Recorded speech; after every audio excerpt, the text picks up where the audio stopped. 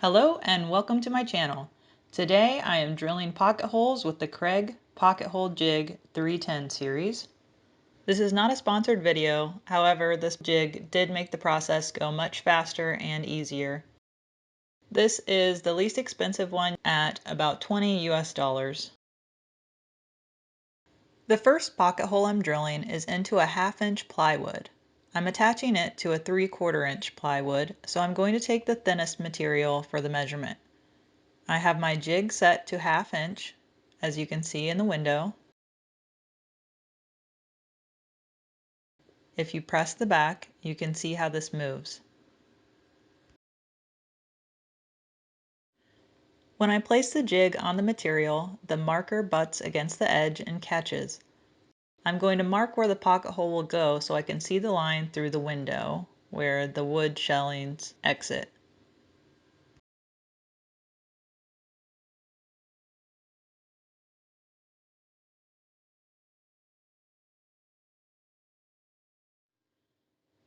My measurements are 1.5 inches from each edge and right down the center at 6 inches on this 12-inch wide board.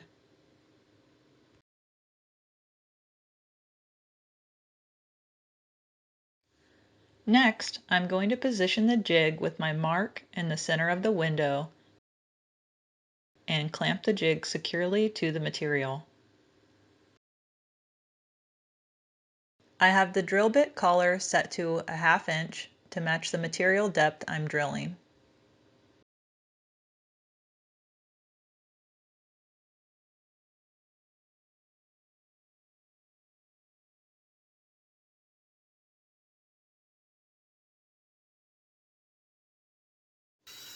As you drill, I like to plunge the drill bit in and out a couple of times to make a clean cut and clear out the wood debris.